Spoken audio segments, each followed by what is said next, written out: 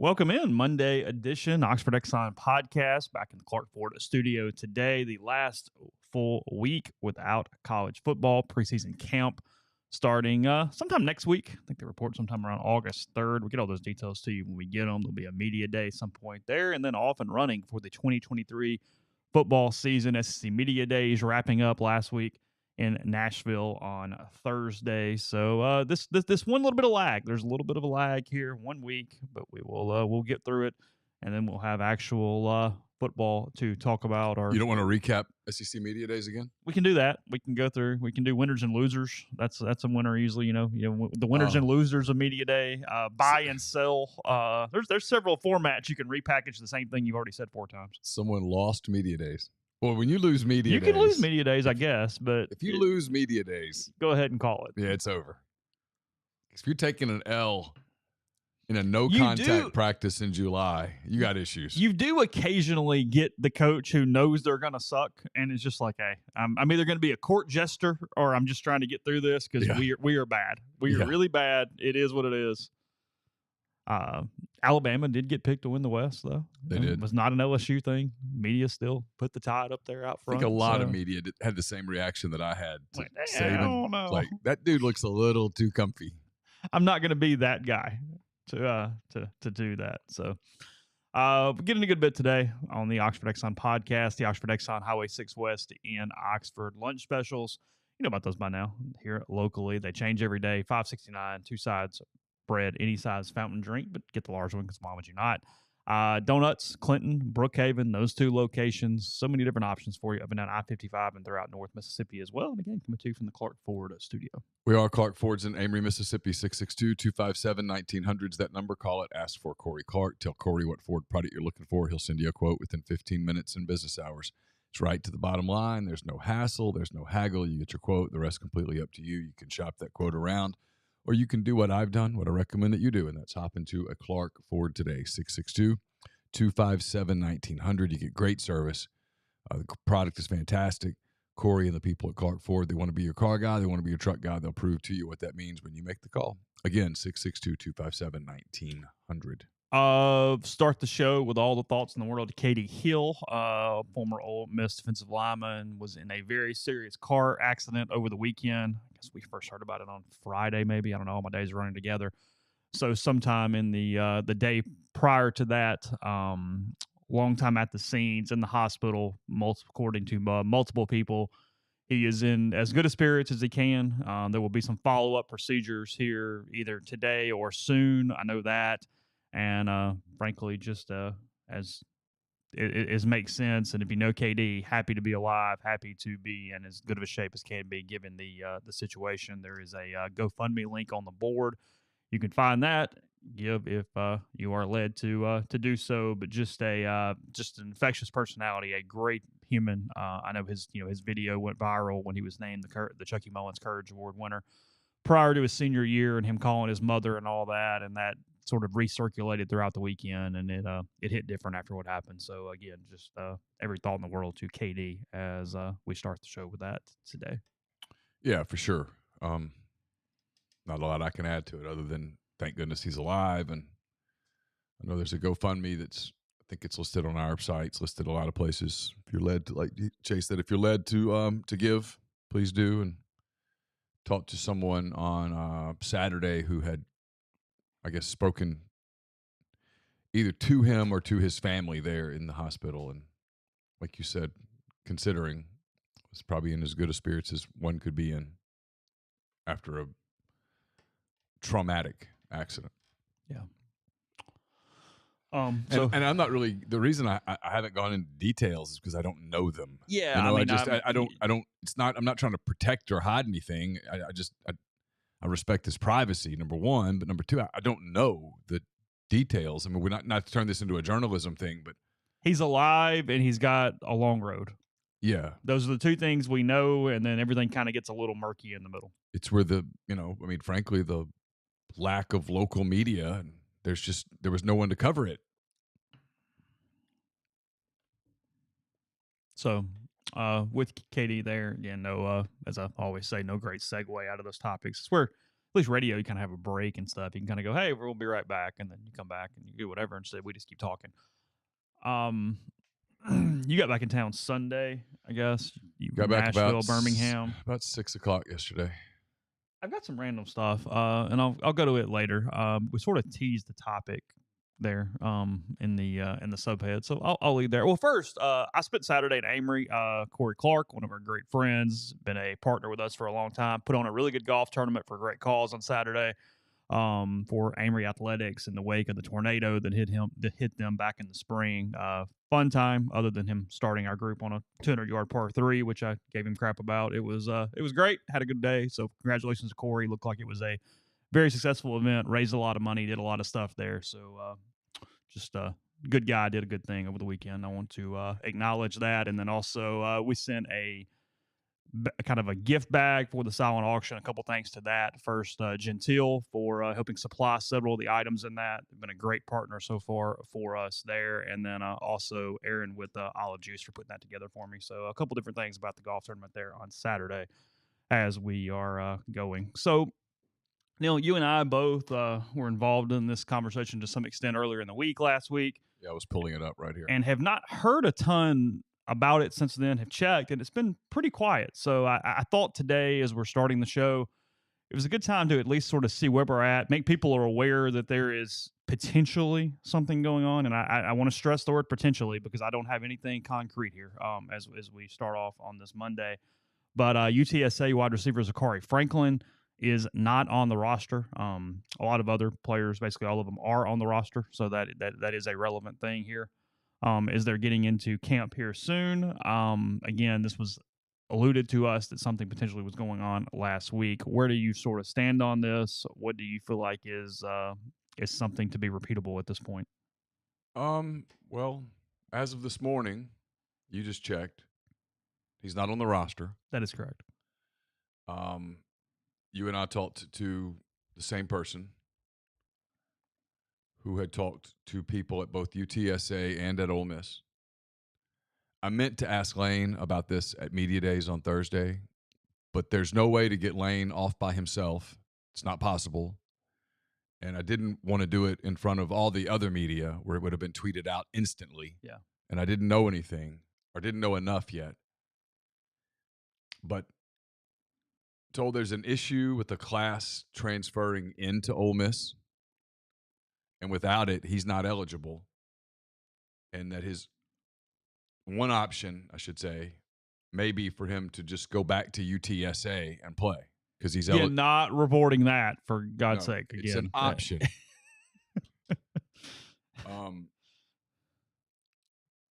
That option has not been, as of the other day, had not been explored really by either side, UTSA or Zakari Franklin. Correct. On the Ole Miss part, I'm going to be a little more vague because I'm not as confident. Not that I'm not confident in the information. I need to understand it better. Does that make sense? Yeah, 100%. So he also has, apparently, we're told he has some form of like a medical situation that would require surgery where he'd miss some time. He hasn't been on campus. Probably not into the season, though. Probably not. Yeah. But just it clarification could prepare his readiness sure. for the season.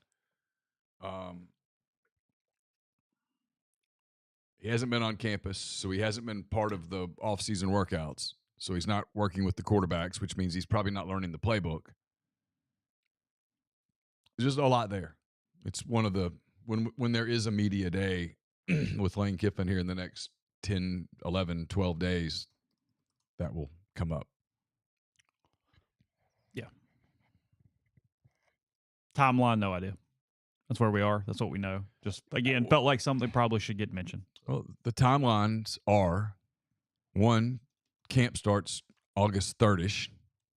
So that's one timeline. Classes start at Ole Miss on, you would be better prepared to answer this than me. 25th-ish. I don't know exactly, but somewhere in there. So there's your second timeline. Yeah. And the third timeline is that Ole Miss plays Mercer at home on September the 2nd. There's your other timeline. I mean, not to be a smartass, but those are your timelines.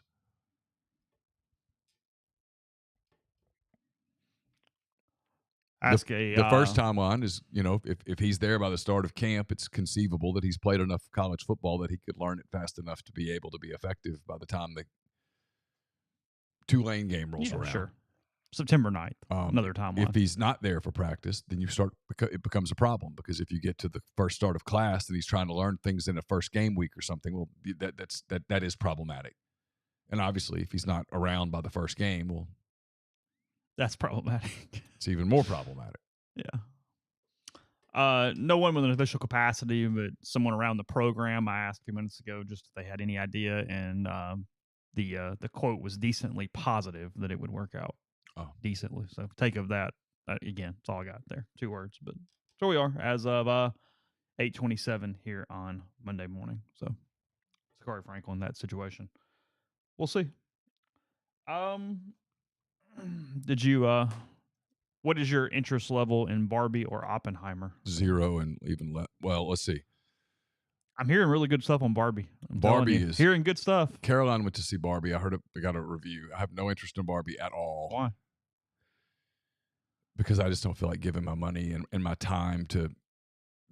I mean, I have a lot of strong opinions on this. I really do, yeah, but sure. It's not worth it. And then Oppenheimer, I don't know. If I'm going to go sit for a 3-hour movie, it better be an epic. It better be. You better wow me. When's the last time you sat through a 3-hour movie in the theater? Probably Dances with Wolves. I was almost going to say, now I did Titanic, so however long that was, but I also sat in Dances with Wolves in the theater. That is one. And I'm in the minority that thought that was a fairly decent film. It was fun. Yeah. I didn't hate dancing. I mean, I was like 7 at the time, so I need to watch it when I was older, obviously. But yeah, no, it's not terrible. I have pretty strong interest in Oppenheimer, and I've heard enough about Barbie at least being whatever to go, maybe at some point. I'm not going to go to the theater and hang out and wear pink, but at some point of its own, I'll catch it. It's fine.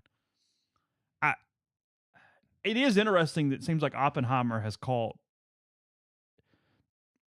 the long affecting it and just simply sort of dragging because it's so long. We were going, hey, I got to really lock in here and do this. Both films far and away blew away projections for the weekend. Really? Yeah, big time. I was pulling those up to go over that real quick. They both blew away projections, and because of the current situation with all the striking, we don't really know what theaters look like and movies being released for a while. So you might want to enjoy this a little bit. I think in some ways the response is because both of them gave us some original content, and it wasn't simply just a rehash of something else or a remake. You know what I mean? I think in some ways the public was craving, hey, give me some storylines or something you haven't done, or give me something that's sort of original after so long of it not being the case. And I think that played a role in it. Around 200,000 people bought tickets to see both movies on the same day over the weekend. Oh. So they spent a lot of time with theater one day. That is a lot of theater. 5.5 hours or so total on that one. Yeah, let's see. Their Wara ring was going off. Like, time to stretch your legs. Oh, that's a good point. Yeah, you need to get up. Barbie pulled in $155 million. It's the best opening of the year and the best domestic opening for something or other there in history. And then Oppenheimer from Christopher Nolan grossed $80.5 million. That is a remarkable haul, Morning Brew says, for an R-rated movie that lasts 3 hours. It outpaced projections of $50 million or so. So way up there on those. I guess congratulations to both. Yay. The Barbie thing, I'm told, is just so anti-male that as a guy, really? I'm like, I have no interest. Really? Yeah, I mean, I had some guys that went out. It was kind of fun. Oh, really? Yeah. It's got stretch marks. Barbie does. Oh, really? Yeah, going through a lot. I mean, it's a satire. Is it? Yeah. I think it's a satire. Yeah, I don't know. Yeah. I think it's supposed to be, hey, we're all just going to sort of make fun of everything here and move on with our day. Yeah, Caroline gave me a critique of it, and I won't see it now. I have no interest. No, we don't need another Snow White remake, Ginger. We have plenty of those. But yeah, I think a couple different things. You had the people who went and watched Barbie the first weekend. They're dressing up. They want to see it. It's almost like a Marvel movie or something like that. It gave an experience. And then with Oppenheimer, you had the whole IMAX thing. If you had one of those available, you had all that stuff. I think it wasn't just simply one of those, hey, we're going to go because we have nothing else to do on a Friday. And that's sort of how it jumped it up and got there. So I don't know. Like I said, there's a bit of a deep freeze here with new movies. So if anything's out or series that are giving you something, I mean, I feel like I'm almost rationing a little bit. I mean, I've got season 2 of Lincoln Lawyer coming up, and kind of go, hey, I don't want to binge through everything right now because When does it start? So the first 6 eps are out now, and I Okay. think 6 come out August 3rd, or maybe it's 5 and 5 or 4 and Okay. 4 or whatever it is. Yeah, something like that. So I'm sort of saving Jack Ryan still. I'm almost through season 2 of The Bear. I've started the quarterback on Netflix. Patrick Mahomes, Patrick Mahomes, Kirk Cousins, and Marcus Mariota. I don't know why I'm avoiding that, but I've had a hard time doing that. So I've watched 4 episodes.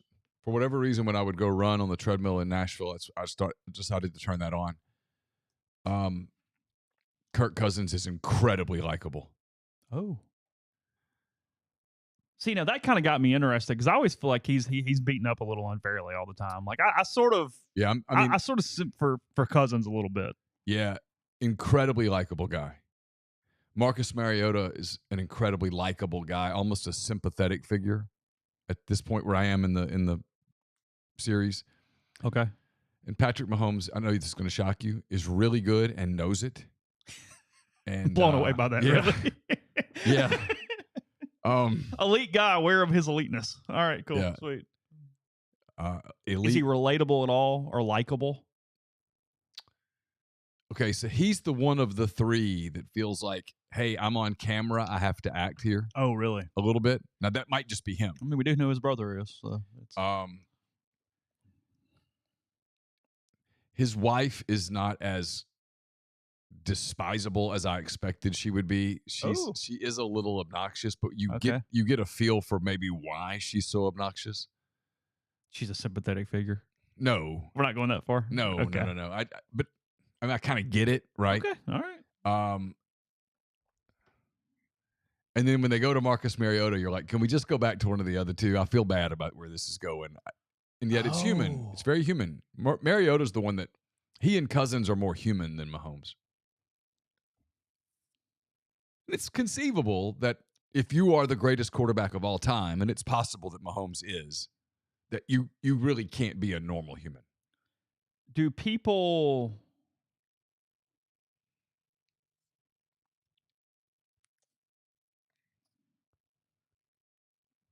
Thinking how to say it. Okay.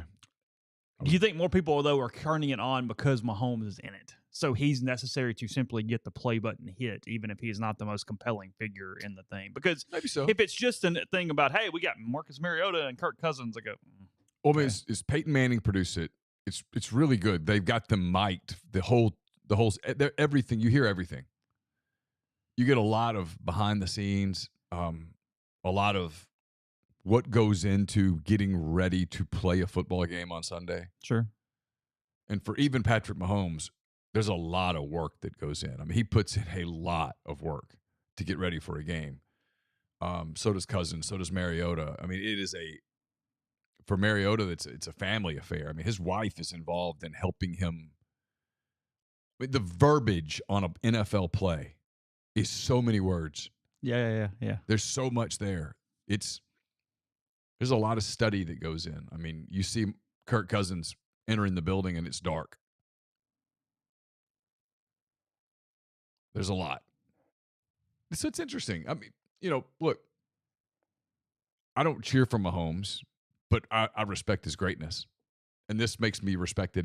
You have to respect his greatness. But this particular documentary has made me respect it even more. I mean, it's not just physical tools. I mean, there's a lot of prep that went in. And, early in his career when he was getting hurt a lot.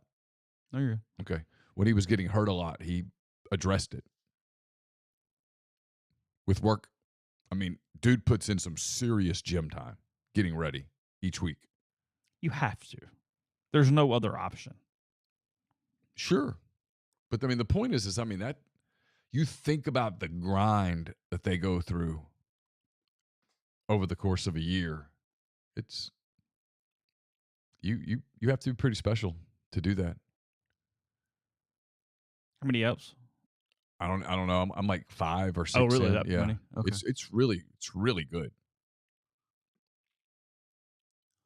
Is that the first one of those type of series you've picked up? Did you didn't watch the F1 or the golf? I have not watched the golf. I watched the tennis. Okay. I have not. I want to watch the F1. I'm going to watch the golf. I just haven't gotten to it. But the football one, obviously, I have more interest in football. Sure. So, but normally, I don't really like stuff like that. Like, I had some people telling me, "Oh, you should watch this quarterback thing," and in the back of my mind, I'm like, "I'm going to hate it." It's kind of our job enough where I'm like, I've seen it all. Okay. Yeah, like, I'm so desensitized to it that I go, okay. You have to give me something new. And you're saying they did that. And they did. And, I'm trying to decide if I want to say this or not. Ooh. It validated. There have been some guys that have come out of the college game over the last 6-7 years who people were like, this guy's going to be great. He's going to be a great player. And I was like, no, he's not. He's not. You have to have more than physical tools to play well at that level. Just having a cannon for an arm won't get it done. There's got to be more. And this validates that in a way that maybe nothing else has validated it for me, other than like conversations. I've had conversations with coaches who are like, that guy's not going to play in the NFL. He's not smart enough. He's not driven enough. He can't think the way you have to be able to think. You know, you can't report that. You can't say those words. That's taboo in what we do.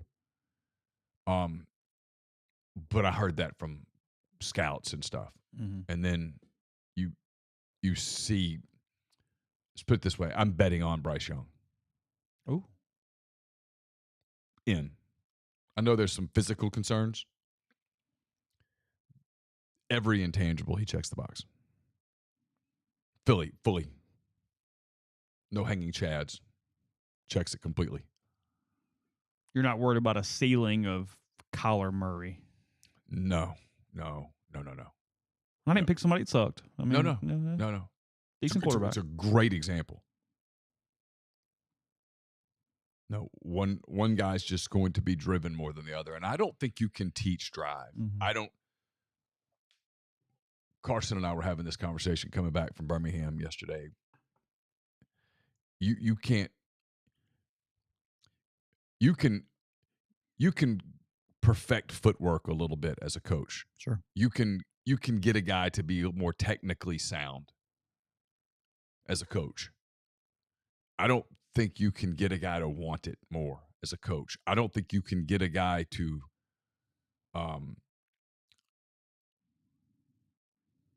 be driven, to lead, to be vocal. I don't think those are things that can be taught. Mm-hmm. You can yell at somebody about it. I don't think it works.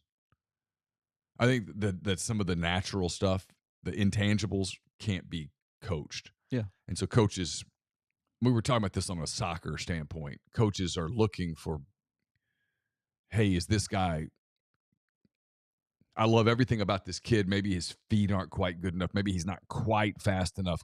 Do I have confidence enough in our strength and conditioning, in our nutrition, in my coaching ability that Sure.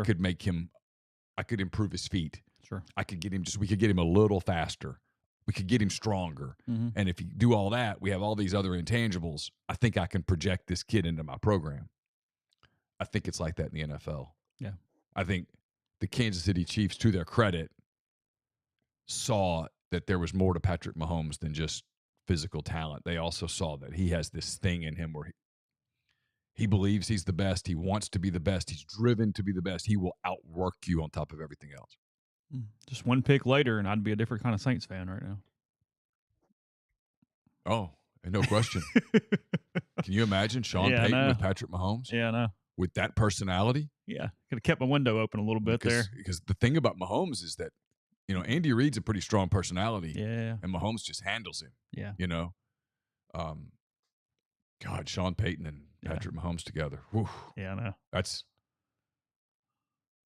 That's two really strong personalities that actually wouldn't have clashed. No, they would have gone very well together. There's no doubt about that. So. All right, might be the end of July, but Heavenly Sunshine has Christmas on our mind to kick off Christmas in July. They're announcing holiday lights this year. Well, they know holiday lights are beautiful. It can be a lot of work. Let Heavenly Sunshine take care of the hassle and do the work for you. Their full-service installation plan, they'll install, take down, and even store the lights for you. These commercial-grade LED lights that are 100% customizable to your home or business. Let them take care of the lights while you take care of the gifts. Book a free estimate before August 31st. Mention MPW10 for 10% off. They've been serving the Mid-South for over 4 decades. That includes Oxford, full-service commercial and residential property maintenance, power washing, soft wash, roof cleaning, facade cleaning, and window cleaning.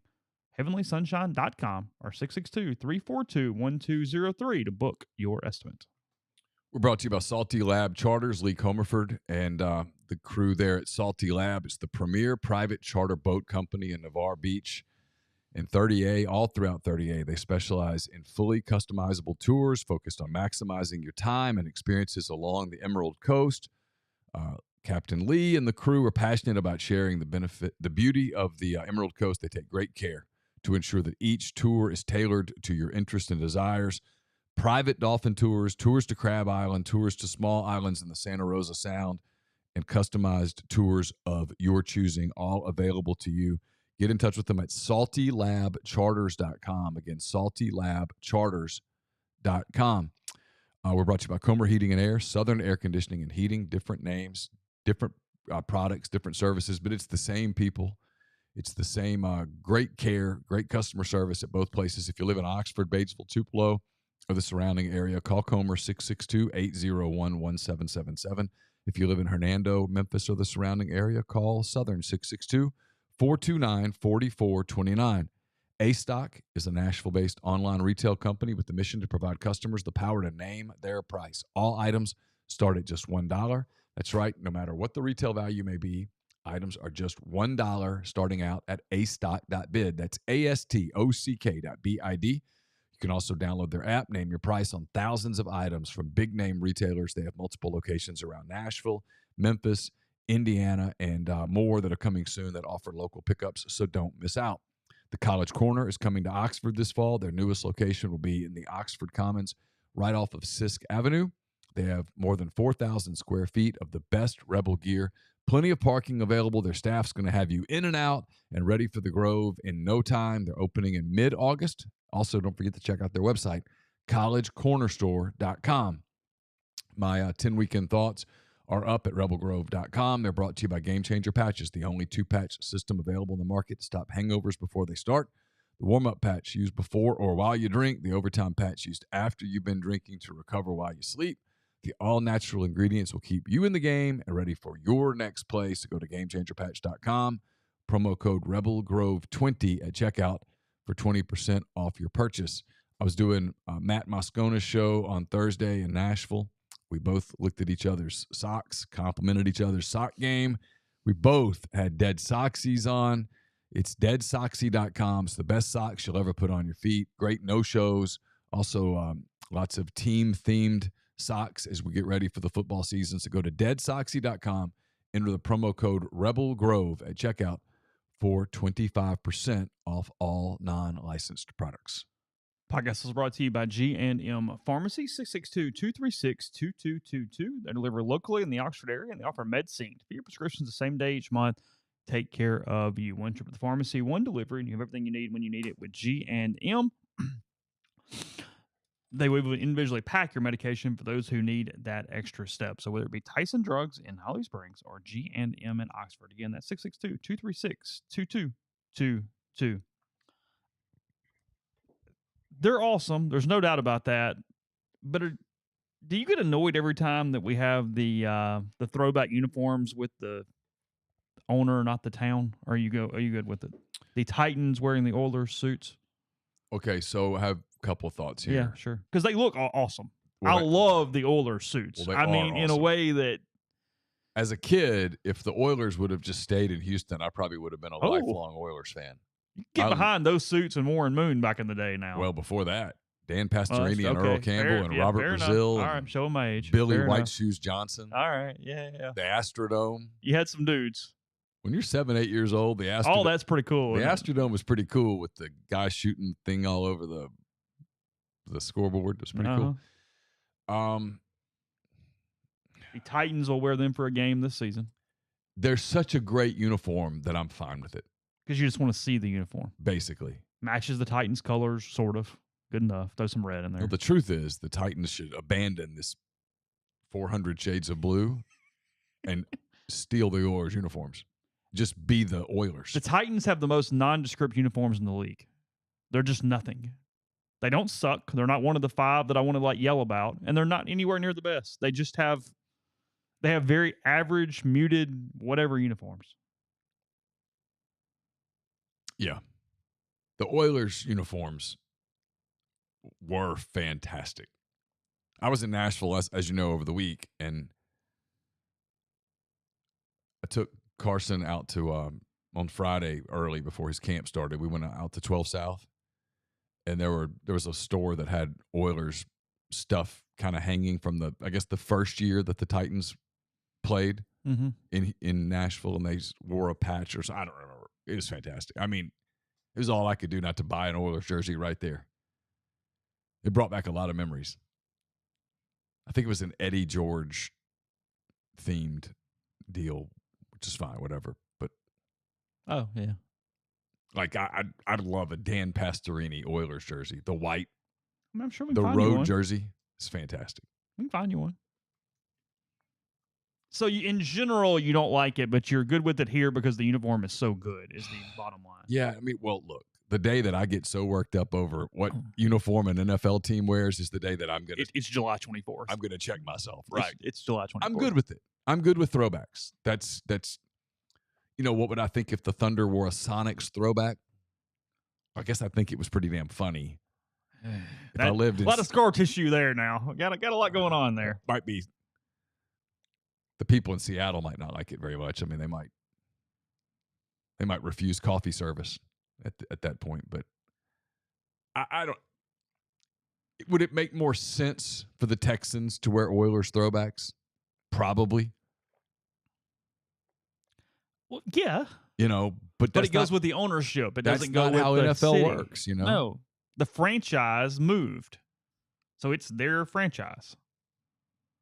I mean, in an ideal world, the Texans could become the Oilers and get their uniform back. But, I mean, Charlotte did that with New Orleans. Yeah, and it worked out great. So it's happened. Yeah. You can go, hey, look, we're the Hornets. Can we? Like, why is the Utah?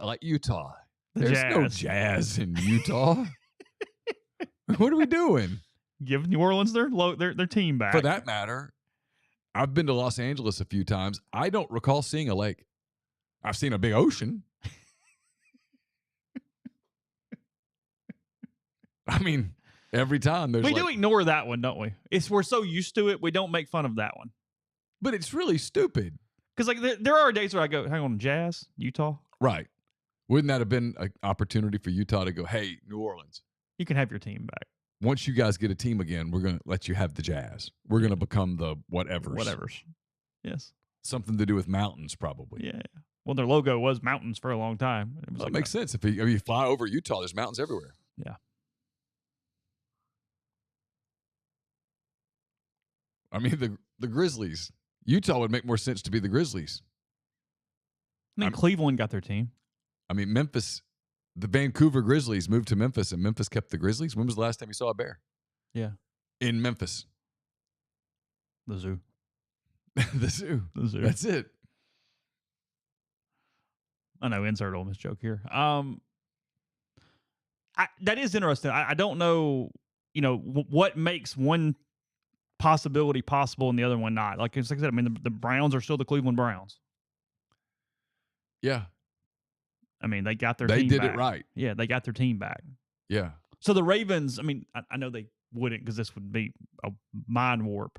The Ravens can't wear a Browns throwback. I wouldn't think. Because they gave everything back to Cleveland. Pierce. Is there a money compensation with that? What does that look like? I don't know. Do you have to buy your insignias? I don't know. I don't know how that works. I mean, frankly, I like all the Texans stuff, but give me the Oilers. We need the Oilers. Yeah. I mean, if you're Tennessee, you could just slap a Titans logo on an Oilers suit. You wouldn't have the Derrick, but it's a thought. It's there. It's fantastic. Everybody loved it. I mean, frankly, it's the uniform that Ole Miss hadn't broken out yet that I keep waiting for. I mean, the Sugar Bowl ones were close. It was really close, and they were great. Great. They were fantastic. They looked better on the field. They just didn't play better. Oh, the Sugar Bowl. Yeah. I mean, I've given Tennessee, look, if you got it, wear it. So I'm giving you all the credit. No issues with you whatsoever. And Yeah. you get a very high grade, as opposed to, and we've been here for a long time, those abominations the Colts put out a couple days ago. It was awful. Yeah, You have the best suits potentially in the NFL, at least in the conversation. Oh, very much. It's clean. It's blue. It's white. It's fantastic. It's great. No, it's great.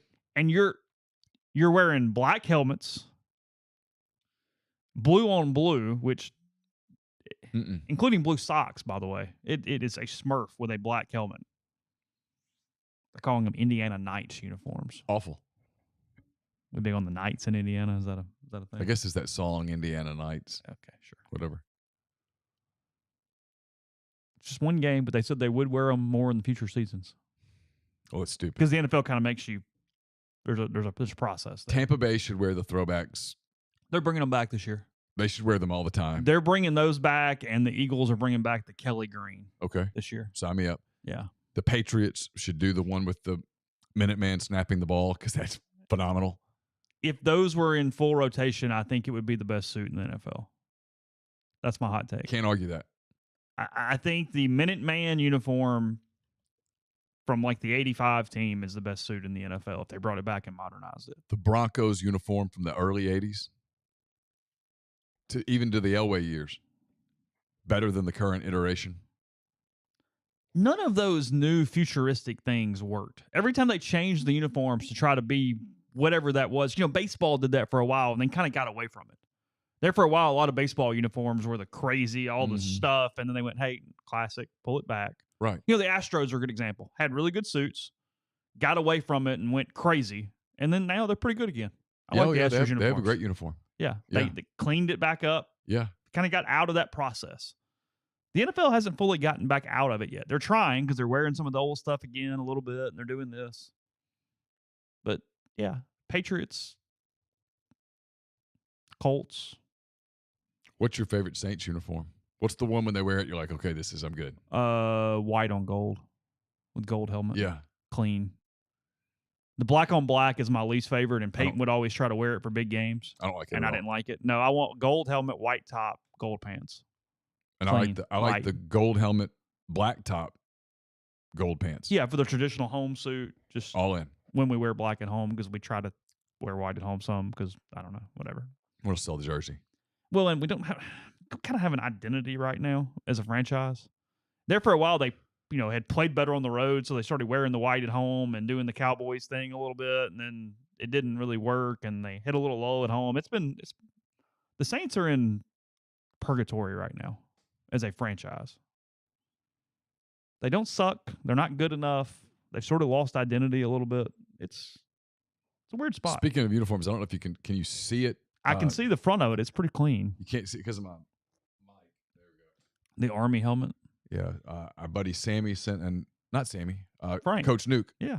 Sent a Army helmet, game used Army helmet. That's a good looking helmet. Like if you're Army and you bust out in that, like the other team knows this game's gonna be physical. This one's real. This is. We might have more athletes, but these cats are gonna be tough. We're going to feel it tomorrow, if nothing else. Yeah. Hey, when we get up tomorrow, we will have played the day before. That's what you're going to know on this one. Right. That is a good one. I like that helmet. Oh, it's fantastic. Did you try it on? Oh, yeah, of course. Does it fit? Fits enough. I played football with Rizzo. Oh, did you really? Yeah. I don't think Rizzo knew he was playing football, but he was the more active of the two possibilities from a lap standpoint. Well, we had some head-to-head contact. Where normally I would be afraid to. Gus doesn't want to play. Gus was less interested in playing. He just wanted to know what time was dinner. Yeah, y'all do what you do, and yeah. I'm gonna go take a nap now. We hit this a couple weeks ago talking about how it potentially would relay down to the college level and the high school level. This running back's not getting paid things. It's going on and on. They apparently are. Austin Eckler trying to put a call together to figure out what to do. There was a call. There was a big call. Was there actually one? Uh-huh. Okay. There's nothing to do, right? I mean, at the end of the day, because I thought it was, I don't remember who said it yesterday. Maybe you do, and this was a quote that was everywhere, but I saw it on a social media graphic, and I do not remember who said it. It's a good point. They're sort of damned either way, Because if they don't produce, why are you paying for a guy who didn't produce? And when you do produce, but you get the rock all the time, you're worn down and worn out. Yeah. And hey, he can't replicate that because you beat him up for a year. There's almost nothing they can do at this point to, and not just public opinion because it's analytics, get a contract from a cap that makes sense for the organization at this point. I think we're just at that part of college of pro football. You know, Quinshon Judkins was asked about this. So was Rocket Sanders. They were both fully aware of it. Yeah, I saw that. Yeah. And probably have to start becoming a little concerned. It's what I really wonder is if a running back now goes, you know what, I will play linebacker. They get paid. Yeah. Or, hey, put me in the slot. Yeah, sure. Oh, yeah, if you're smaller, sure. Yeah. Let me show you that I can catch the football, that I'm more valuable than just a running back. Yeah. Because from like you said, from an analytical standpoint, paying the running back $25 million doesn't make sense. You can get that production elsewhere. Look at Ezekiel Elliott. As of this moment, I don't think he's with the team. No, he's not. He's waiting for someone to get hurt in camp. But all he's going to get offered is veteran minimum. They're viewed as easily replaced. Nick Chubb confirmed on Sunday that he participated in the call. Said Saquon Barkley, Derrick Henry, and Christian McCaffrey were in the meeting. Josh Jacobs also took part. Jeremy Fowler reported. Again, Austin Eckler of the Chargers, who sort of initiated it. Right now, there's really nothing we can do, Chubb said Sunday. We're kind of handcuffed with this situation. We're the only position that our production hurts us the most. If we go out and run for 2,000 with so many carries, that was the quote. The next year, they're going to say, you're probably worn down. It's tough. It hurts us at the end of the day. Yeah. Yeah.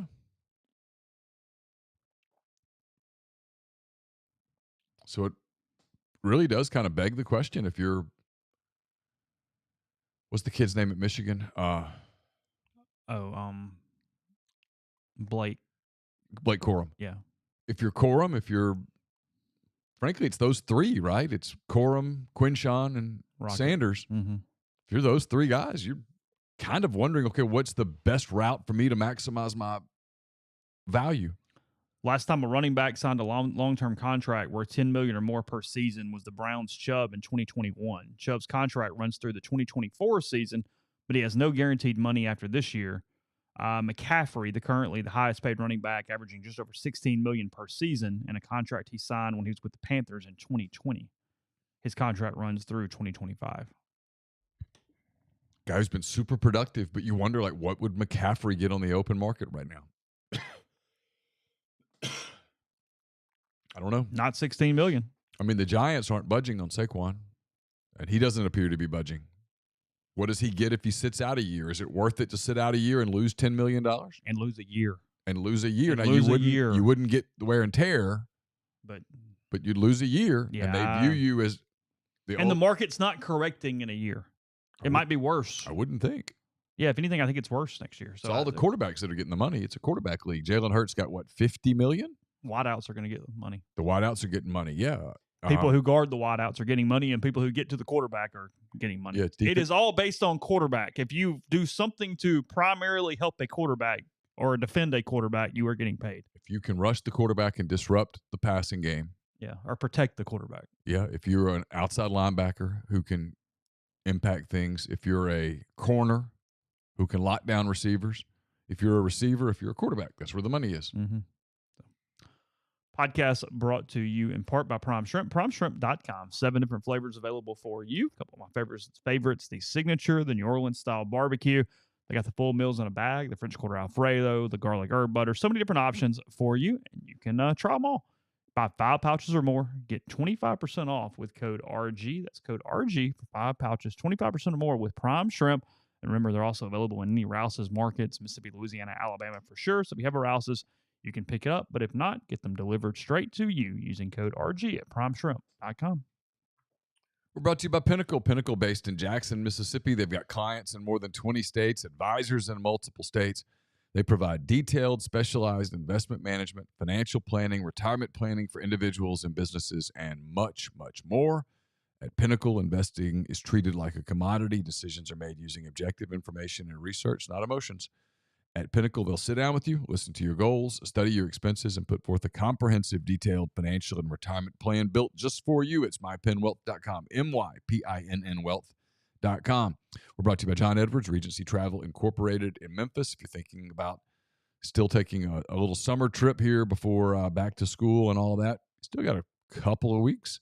Get in touch with John. Just give him some parameters, give him a budget, let him give you some options. He'll come up with options that you won't come up with on your own. It's 901-494-3387 or jedwards@regencytravel.net. We're brought to you by Opa on the Square in Oxford. It's the newest Greek restaurant. It's the perfect place to plan your fabulous company dinner, festive party event, fabulous food, great craft libations as well. They can accommodate up to 200 guests at Opa. For catering or booking information, contact Jeannie. 601-421-7147. And we're brought to you by Service Specialist Staffing and Recruiting Agency. They've been connecting great job opportunities to candidates since 1967. If you're on the job hunt, whether you're seeking an entry-level position or you're a seasoned professional, they have opportunities across the board: IT, engineering, dentistry, accounting, law, manufacturing, human resources. Maybe you don't even know what you're looking for, but they can help you at Service Specialist. Their goal is to get to know you, get to know your strengths, see what you're looking for in your next career move, help you find the right fit. It's always free for the candidates to get in touch with Will, Sydney, or Kelsey at 662-832-5138 or check out their new and improved website, servicespecialistltd.com. Messi gets in over the weekend, gets the winner in his first action. Some dudes just kind of have it, don't they? Like, you just kind of go, you know what? Nothing about that's shocking. Nothing about that is surprising. Comes in, whatever minute he came in, played a little bit, gets the winner on a free kick. Call it a day. And that kick. Perfect for that kick was MLS, unbelievable. for Miami, for all the money, the whole deal. Perfect day. He bends that kick around the wall, puts it up in the top 90. That is just... Not everybody can do that. I mean, just the list of people that can't do that. The list of people that can is so small. The ball movement in general, because I watch no soccer. I mean, I'm an idiot when it comes to the sport. I admit it. But I watched his highlights just with touches in general and went, wow, like it's impressive to a level that's hard to put into words for somebody who doesn't really follow it. No, he's remarkable. He's the greatest ever in a sport that has lots of greats. Mm-hmm. Yes, grind or just in general, Juice Fest is Friday from a recruiting standpoint. Correct. That is the Ole Miss's premier recruiting day of the summer. Friday, Juice Fest. Yep. I assume Juice will make an appearance. I assume Juice will have a level of access that I won't have. He can go wherever he would like. I need to just put a camera on Juice. Can we just put a GoPro on Juice? Get Juice to ask questions. Walk wherever you want to go, Juice. We'll check the footage. Yeah, it would probably be worth knowing. Did you watch even a second of the Open Championship? I did not. Did you not? It was... I had a busy weekend. You did. It was fairly boring from a TV standpoint because Brian Harman kind of ran away and hit on Friday, and no one really threatened after that. He had a 5-shot lead going into the last 2 days, something like that. I don't think anybody ever got it within 4, maybe the entire time. Guy who had won twice, was one of the best amateurs in the world. Doesn't hit it a long way. As a golf fan, I found it entertaining just because it was somebody who didn't overpower the course, was so good around the greens, hitting the ball. Conditions on Sunday was rain. You got a little bit of the Open Championship kind of aura that sometimes happens with the weather and different things. He missed one putt inside 10 feet the entire week and did not miss a putt inside 5 feet. It was the fewest putts by an Open Championship winner in the modern era, at least, maybe ever. But I know for sure the modern era there. Nobody really wanted him to win in the crowd. It was kind of subdued. Where do you fall on this? So he had no family there. He had an agent and his caddy. Going into the week, he played really well at the Scottish Open last week, but he was obviously not a betting favorite to win the event. Had never won a major. his wife and family were on vacation were just at one of their homes in upstate New York, and his parents were like lobster or crab fishing or something in the Keys. Okay. When you wake up on Saturday or Sunday and you are having you're either going to need support because you have just blown the biggest lead or whatever, or your biggest professional day of your life. If you're the family, do you come to Hoy Lake? Do you travel? Do you get on a plane? And go across the Atlantic, right? Yeah. I mean, you're already in New York. I don't know what their financial situation is. I don't know. He's made $30 million. It's fine. Okay. Yeah. His agent would have gotten a net jet to take them, should that be the case. I mean, those things are not environmentally friendly. I mean, that does not appear to be a function of the Harmon's there. John Kerry's never bought a private jet. It's fair. So, why should a golfer? I don't know him. If you told me that was the biggest day of my life, would I want my family there? Sure. He might be the guy that goes, hey, you guys. Now, he also might have been, I've gotten to this place. Well, see, that's what Mark says, too. I think there's probably a thing of, hey, we're not changing shit. Like, no. If I win, we're going to have a hell of a bottle of champagne when I get back, and we'll. Y'all been in the Keys fishing for crab. Just keep doing it. Yeah.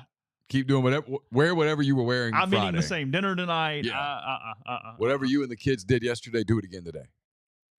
Yeah, and I probably don't want to change it up because he might have gotten into a pretty good headspace. Well, he talked. I'm kind of putting several dots together. Again, he's a guy who really competitive guy, a great match play player. The equipment just kind of got him. Jeffrey and I were texting about it the other night, where his lack of distance just has not allowed him to keep that level up from when he was an amateur. But incredibly successful. It was just cash checks all his entire career. But he admits to having a very busy mind, that his hardest thing is just getting out of his head and calming down and not being in that place. And I would wonder if that's part of it, is that's just another variable that he would have to have contended with, was his kids running around, his wife.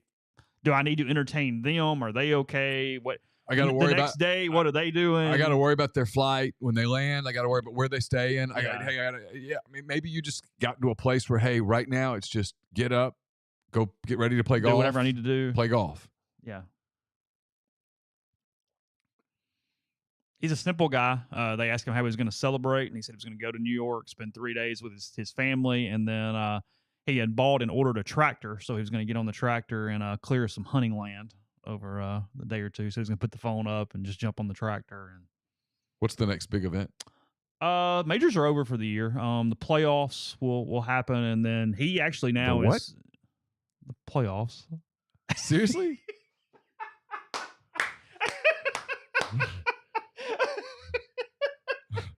Golf? Yeah. Playoffs? Yeah. We're having a Jim Moore moment. I mean, I'm having a Jim Moore moment. You know we had playoffs? No clue. The top 70, I think, in the world go to the playoffs. It's a three tournament event. You have to stay so high to keep advancing, and then it ends with the top 30 going to the Tour Championship in Atlanta. No shit. Yeah. I had no clue. Yeah. Oh, well, good for them. FedEx Cup playoff. You make all the money at the end. No. It's just another way to pay them a lot of money. But yeah. I mean, good for them. I mean, I didn't know They've changed the format a little bit, so I don't know exact numbers, but it's like top 70 to start, and then top 50, and then top 30, something like that. Okay. Good for them. Yeah, well, good for them. Yeah, that's okay. But I think he makes the Ryder Cup now. He's third in the Ryder Cup standings. Like I said, it's a guy I want on the team. Like I said, he was a great match play player in college. Went to Georgia. A lot of anecdotes about him easily getting pissed off and locking in match play and head-to-head stuff. Is Ryder Cup this fall? Yeah, it's September 29th, I think, is when it starts. It's there, right? It's over there, yeah. It's away this year. And haven't won over there in a long time. He was asked yesterday after the thing, he said he had struggled some, made a couple early bogeys on Saturday and Sunday, and they said sort of what got you, and he said he looked over in the crowd, and somebody looked over at him and said, Harmon, you don't have the stones to finish this. Oh, And his switch flipped. And he said, oh, I needed that. He said, it kind of got me back. No, just process. You're good enough. Because he started to say, yeah, I think he was one of those. And he was going to say like Fleetwood or Rory fans or British guy or whatever. And he kind of stopped and went, no need to do that. But said, yeah, he just happened to glance over and the guy told him he didn't have the stones to finish it. And he locked in from there. Yeah. Really. Those dudes are so competitive. Yeah, like it's like when Dylan Brooks told LeBron that was a mistake. I mean, that was an E on Dylan. You don't tell LeBron, hey, I think you're done. No. I'm not saying Harmon's LeBron James, but you get it. No. I mean, he's one of the top 50 golfers in the world. I mean, you can. Think of how hard it is to be a top 50 golfer. Those people have a little bit more going for them than just the driving range. Yeah. They've got something inside the head. It's all this Jordan stuff. Jordan be having an off night and someone would poke the bear and all of a sudden he's going for 31 in 6 minutes. You leave him alone. That's the answer. Leave him alone. I don't compliment. Don't trash talk. You're awesome. We're going to really try to win. I mean, it's the whole Patrick Mahomes on the back to that for a minute. I mean, whenever someone hits him, he'll say, good hit, good rush. Good job, big dog. You know, stuff like that. Don't. Good job, big dog. Don't get all worked up. Don't get them mad.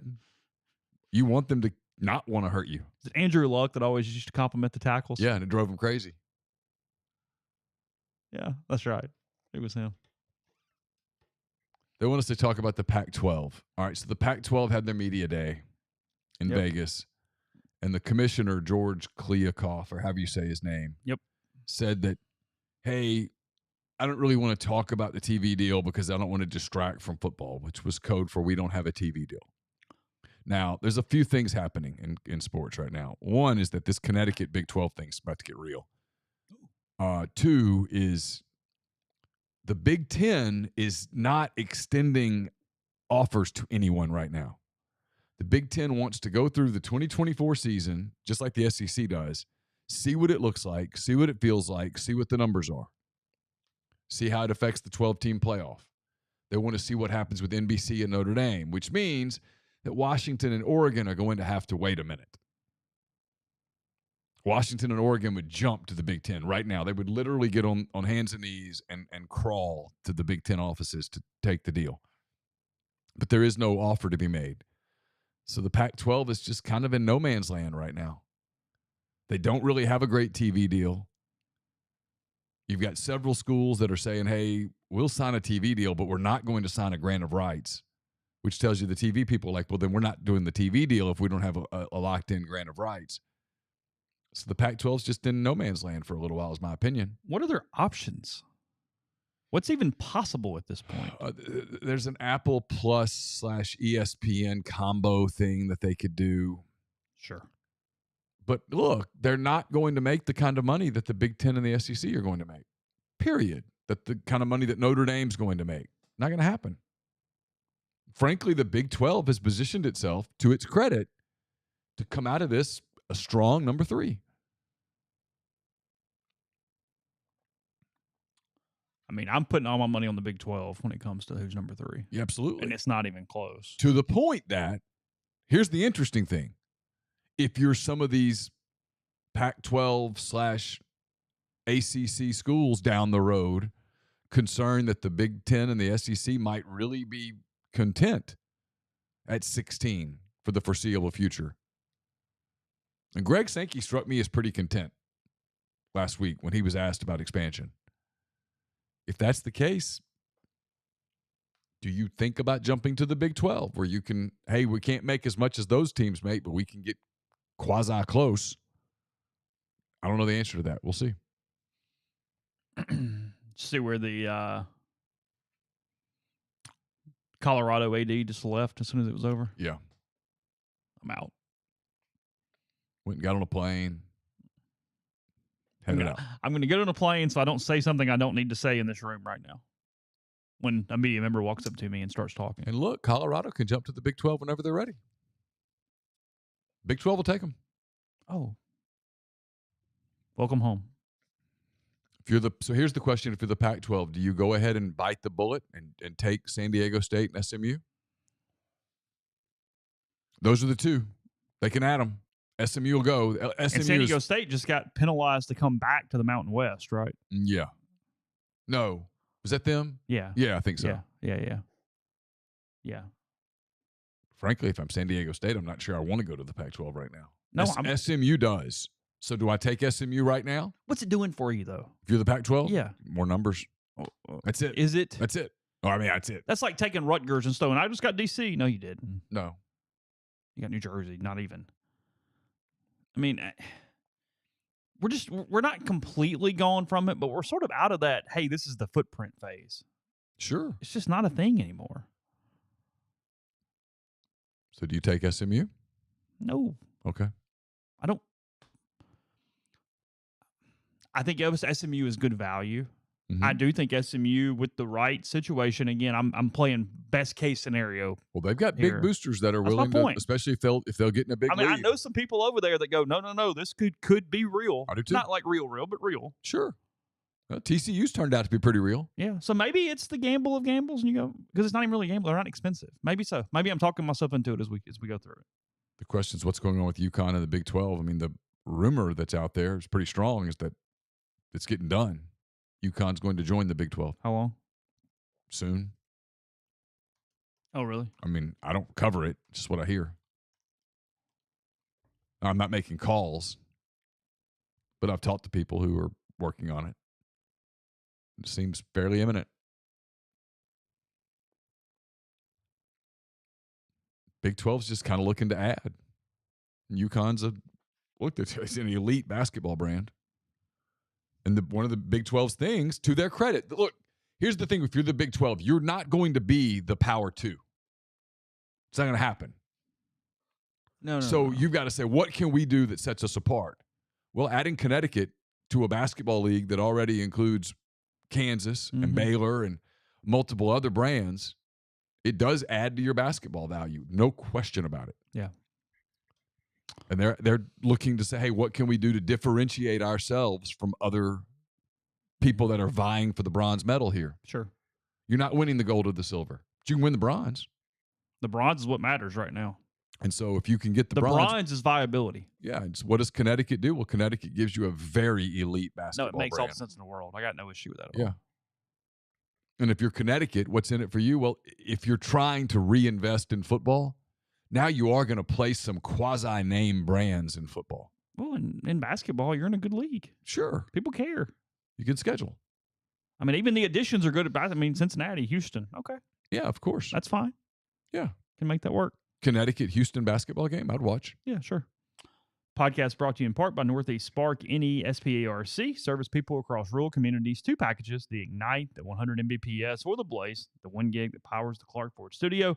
Your hometown team bringing you world-class broadband. That's nespark.com, 662-238-3159. Phone service, parental controls, network security, and much more. So again, the best internet in Lafayette County as well as parts of Union and Pontotoc counties, 662-238-3159. Get the beautiful and healthy smile you deserve at Corinth Dental. Dr. Bubba McQueen, Dr. Jenny Beth Hendrick are devoted to restoring and enhancing the natural beauty of your smile using conservative, state-of-the-art procedures that will result in a beautiful, long-lasting smile. From routine checkups to advanced treatment, including implants and Invisalign, Corinth Dental is here to help you achieve your smile goals. Schedule your appointment today. Take the first step towards a better version of yourself. It's corinthdental.com. Are you a displaced corporate executive wanting to put your career in your own hands? Are you an experienced entrepreneur looking to diversify? Either way, Andy Ludicky can help. He's a longtime Rivals board member, a diehard college football fan, and a franchise veteran. He owns multiple franchises and businesses and uses his expertise to help others find their American dream through a very thorough and free consultation process. So call Andy. Put your life and your career in your own hands. It's 100% free. You've got nothing to lose. Find your perfect franchise at myperfectfranchise.net or contact Andy at myperfectfranchise.net or call him at 404-973-9901. In Southern Traditions Farm is a 68-acre, 32-stall upscale equestrian training and boarding facility located in Canton, Mississippi. They've got 2 sand rings, a grass ring, miles of wooded trails, So much offered at Southern Traditions, including horseback riding offerings from beginner lessons to advanced lessons to buying your first horse and competing at nationally recognized competitions. It's also a great venue for events. So get in touch with the people there at Southern Traditions Farm on Facebook or Instagram at Southern Traditions Farm. Did you have a little bit of an internet situation? Over the weekend? Yes, I did. So I have 2 internets. You do. Started during the pandemic stuff.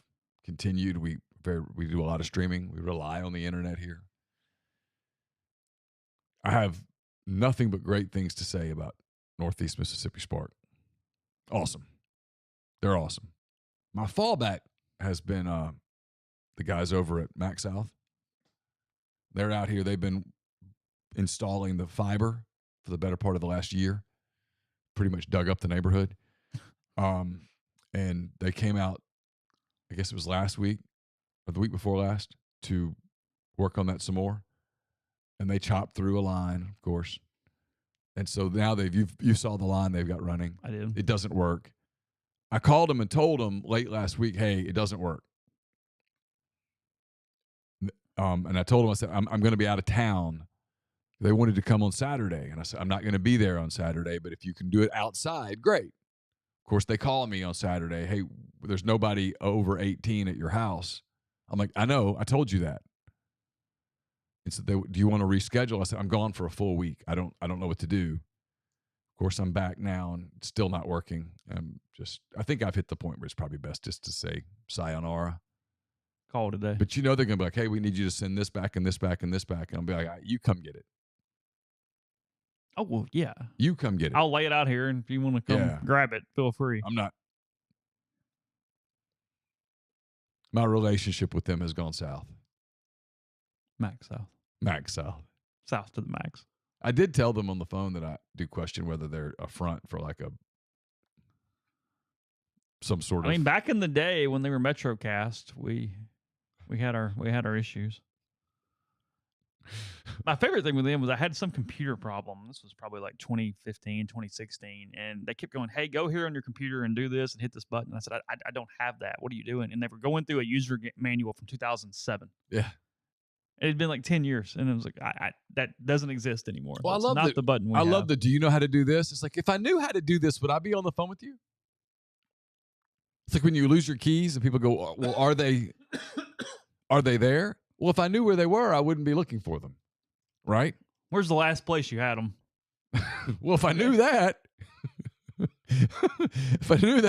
wouldn't be having this conversation. Is Tom Amansky going to do Fred McGriff's introduction in Cooperstown? It's already done, right? Oh, is it? Are they finished? That was Saturday, right? McGriff and Roland. Yeah. Yeah. Pat Hughes got in on Saturday. Yeah, that right. That was as a Cub fan, that was big. Yeah. So the Cubs radio crew this weekend was all gone to Cooperstown, and they had a backup radio crew. How was that? It was so disconcerting. Not hearing Pat Hughes? Yes. Really? Seriously. So, I was driving on Saturday. We left Nashville and drove to Birmingham. Cubs-Cardinals were having a rain delay. So we listened to the end of the Cubs-Cardinals game, and Carson at one point goes, I can't do this anymore. And I'm like, I'm with you completely. I mean, I just wanted it to end. And then yesterday I was driving back here from Birmingham after he finished at UAB, and it was just so disconcerting. I'm so used to Pat and Ron. You don't realize how much those voices are just home to you. Kind of the soundtrack of summer, really. The Cubs aren't doing anything. They suck. They're going to the trade deadline. They beat the Cardinals. They did. They're probably going to trade Cody Bellinger, which is going to really piss me off, by the way. What are they going to get for him? Oh, I'm sure they'll get a couple of kids one of them will top out at A-ball, and then I love they can re-sign him in the summer in the winter. How often does that happen? How often does a guy leave a franchise, go to another franchise at the deadline, and then re-sign? No. Aroldis Chapman did it. Aroldis Chapman left the Yankees, came to the Cubs, went back to the Yankees. Trying to think. Jason Hamill did it, left the Cubs, went somewhere, and then came back to the Cubs.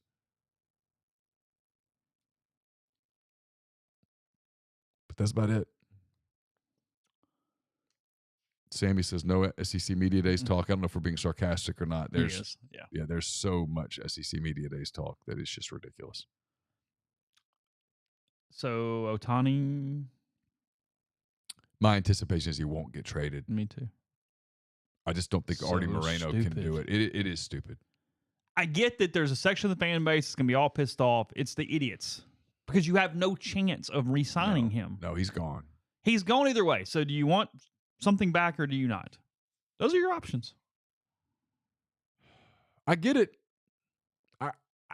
I get where he's coming from. At the same time, if I'm owning him, I trade him. You can't not trade him. No, I have to trade him. It's malpractice to your franchise. Do you trade him to the Dodgers, or do you ship him off someplace? And here's the better question: if you're a team like Tampa, Baltimore, do you give up prospects for 2 months of Shohei? No. I don't either. No. Because his price is going to be a ransom. I've got to know I can re-sign him, or at least have a really, really good chance. If you're the Cubs, do you trade Bellinger, knowing that you could technically go back and try to get him? He's been terrific. He missed a month because of a play that he made at the center field wall, but he's just been fantastic. I mean, what's their window, though? I mean, I don't know. They're not. If you do the runs Pythagorean theme, they've been an unlucky team in a bad division that's not getting any better. Okay. St. Louis is done. Milwaukee's fine, but Milwaukee's going to lose Corbin Burns at the end of the year. Pittsburgh's still a ways off. Cincinnati's fun, but they're not there. They're not terrifying, let's put it that way. I told you, and I know that the answer is just make the tournament. I understand that. But I don't think any of us think the NL Central representative is going to win the World Series this year. No. I can't mortgage my entire future over winning a division. I've got to know I can get to at least the NLCS and the World Series. Do you trade Bellinger? Yeah. And then try to get him back in the winter? Yeah.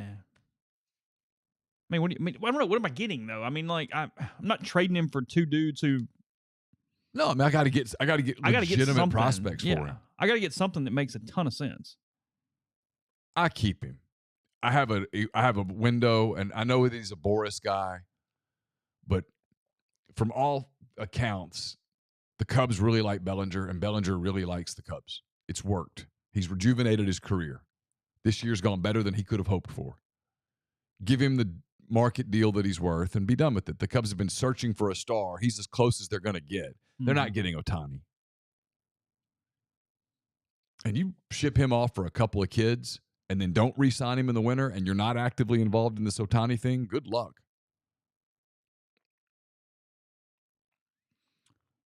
Speaking of those, the running back news, Hines with the Bills out for the season after suffering an injury away from the team's facility, per a source. That's all it says. So I don't know what that means. Hopefully he wasn't like out on a ski or something. I'll give you the one. Chase and I had a conversation yesterday. It was about this. This is SEC Media Days. This is the vote. Now, you can't take the vote seriously when Vanderbilt gets 8 first-place votes. Okay? A lot of people that voted clearly were being silly. Which kind of bugs me a little.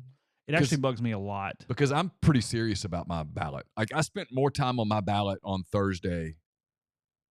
When did I do it? Because I did it Wednesday afternoon. Wednesday, yeah. I spent more time on my ballot Wednesday than I wanted to. It affected my day.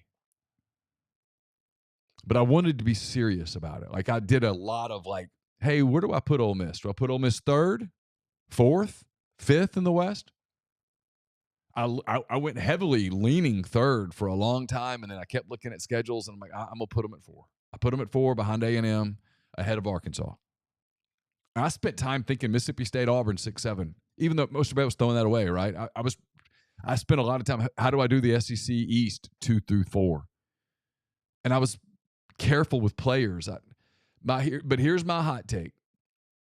The first team, second team, third team came out. Quinshon Judkins made first team All-SEC. No other Ole Miss player got named. Mm-hmm. And I can't sit here and tell you there were a ton of slights. No, Who got slighted? Yeah, I can make arguments, but there's no. I can make an argument for Caden Prieskorn, though he's never played in the SEC. Jeremy James. And if you told me at the end of the year Jackson Dart, I'd buy it. Sure. The problem with Jackson Dart is that listening to Lane Kiffin, I'm not sold that Jackson Dart's the starting quarterback.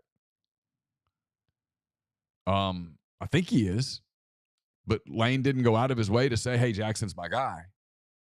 He said it's an open competition. It's going to be highly competitive. I'm eager to see Spencer now that he's healthy. Sure. That's not a great vote of confidence from the head coach.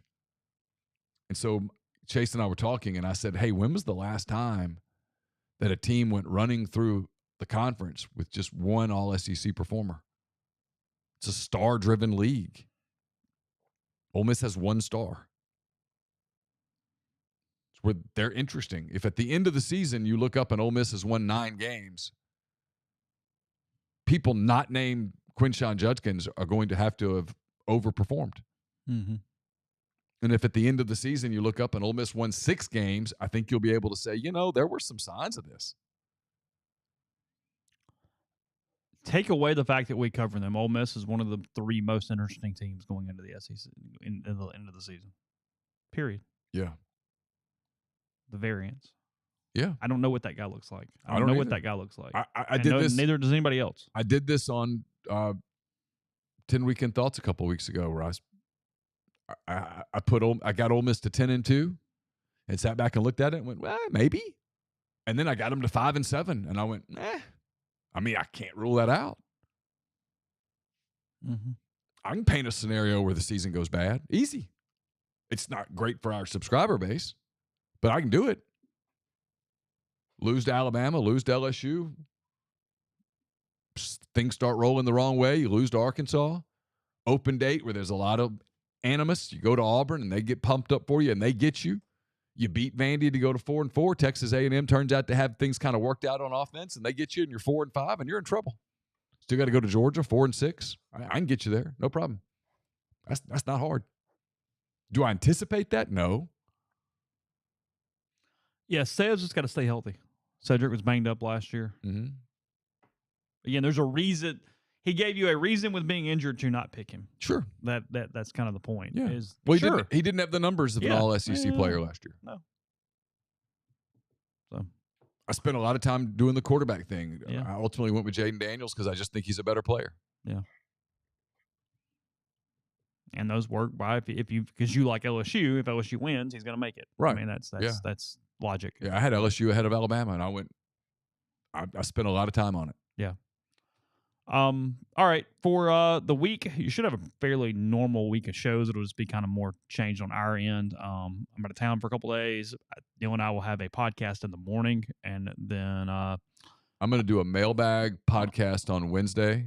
I'll live stream it if anybody wants to make fun of me, and then we'll figure out the rest of the week. Yeah, but you'll get shows. We'll go from there and see what that looks like. And then just 1 week away, as again, Ole Miss will start preseason camp sometime that following week. I'm assuming Thursday is the big day of the week as far as media and different things, but that is a guess at this point. Next Thursday. That's correct. Yes, right. Thursday week on that one. So anyway, we'll be back in studio. We will talk to you again very soon. Take care.